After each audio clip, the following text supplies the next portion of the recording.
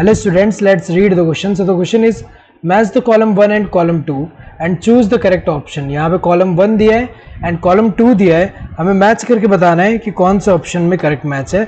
सबसे पहले अगर हम देखिए यहाँ फंक्शन में फॉर्मेशन ऑफ सेक्रीशन वेसिकल ये कौन करता है, तो अगर देखा जाए सबसे पहले ये जो सेक्रेटरी पाथवे में सबसे पहले क्या होता है, एंडोप्लाज्मिक रेटिकुलम जो है उसमें जो रफ एंडोप्लाज्मिक रेटिकुलम है क्या प्रोड्यूस कर रहा है. यहाँ पे हमें पता है रफ एंडोप्लाज्मिक रेटिकुलम जो है उससे जो है किसमें इन्वॉल्व है, प्रोटीन सिंथेसिस में, एंड स्मूथ एंडोप्लाज्मिक रेटिकुलम जो है लिपिड सिंथेसिस में इन्वॉल्व है. तो अगर ये जो लिपिड एंड ये जो प्रोटीन एंड लिपिड जो होता है अगर ये सेक्रेटरी पाथवे में इन्वॉल्व है तो सबसे पहले वेसिकल में ऐसे वेसिकल में कहाँ जाएंगे, वेसिकल में सबसे पहले गोल्जी बॉडी के पास जाएंगे. गोल्जी बॉडी जो है इनका क्या करता है यहाँ मॉडिफिकेशन एंड ये पैकेजिंग में हेल्प करता है. तो यहाँ मॉडिफिकेशन एंड पैकेजिंग होके यहाँ पे सेक्रेटरी वेसिकल अगर हम देखें तो ये कहाँ सेक्रेट होगा, जो सेल मेम्ब्रेन है उसके टुवर्ड जाएगा. तो सेल सेक्रेशन अगर हम देखें तो यहाँ पे जो फॉर्मेशन ऑफ सेक्रेटरी वेसिकल्स है ये कौन कर रहा है, गोल्जी बॉडी कर रहा है. तो अगर देखा जाए गोल्जी बॉडीज जो है इसमें इन्वॉल्व है. देन हाइड्रोलाइटिक एंजाइम, तो ये हमें पता है किसमें होता है, लाइसोसोम, यहाँ लाइसोसोम में होता है. लाइसोसोम जो होते हैं, लाइसोसोम के अंदर क्या होता है हमें पता है कि बहुत सारे हाइड्रोलाइटिक एंजाइम्स होते हैं, जैसे कि कार्बोहाइड्रेजेज हुए, देन प्रोटीएजेज है, लाइपेजेज है, न्यूक्लियसेज है, ये प्रेजेंट है जो कि लो पीएच पे, यहाँ पे क्या होता है लो पीएच पे वर्क करते हैं. तो अगर देखा जाए इंटरसेलुलर डाइजेशन में हेल्प करता है, तो किसमें प्रेजेंट है, लाइसोसोम में.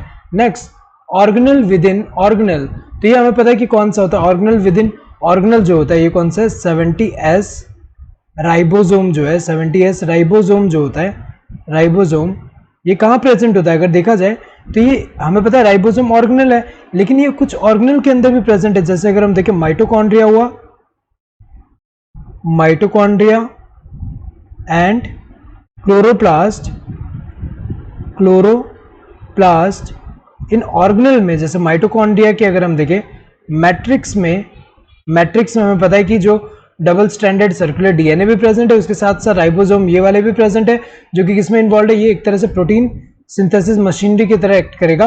और क्लोरोप्लास्ट का जो स्ट्रोमा है उसमें भी सेम ऐसे ही होता है, उसके अंदर भी क्या प्रेजेंट है, उसके अंदर डबल स्टैंडर्ड सर्कुलर डीएनए होगा एंड ये जो 70S राइबोसोम्स. तो अगर देखा जाए ये जो राइबोसोम्स है ये क्या है, ऑर्गेनल है, और ये दूसरे ऑर्गेनल के अंदर प्रेजेंट है, इन दोनों ऑर्गेनल के अंदर भी प्रेजेंट है.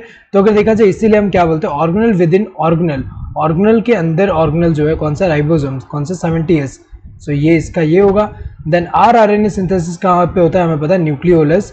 अगर हम देखें जैसे ये न्यूक्लियस है, ये क्या है, ये न्यूक्लियस है, न्यूक्लियस है, और यहाँ पे अगर हम देखें ये रीजन अगर हम देखें ये जो डार्क रीजन जो होगा ये क्या है, न्यूक्लियोलस है, ये क्या है, न्यूक्लियोलस है.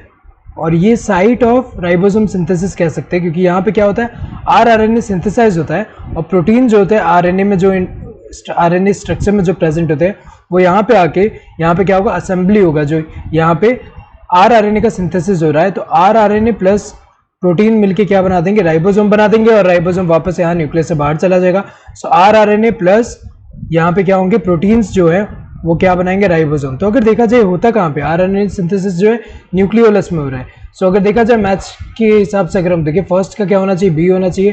फर्स्ट का भी इन दोनों में है, यहाँ डी है, यहाँ पे ए है, तो इनकरेक्ट हुआ. सेकंड का सी होना चाहिए, सेकंड का सी यहाँ पे दोनों में ही है. थर्ड का क्या होना चाहिए, यहाँ पे थर्ड का डी होना चाहिए, थर्ड का डी यहाँ पे है, यहाँ पे ए दिया, ये तो इनकरेक्ट होगा. देन 4 का क्या होगा, A. So correct answer would be the second one. Hope you understood the question. Thank you and all the best.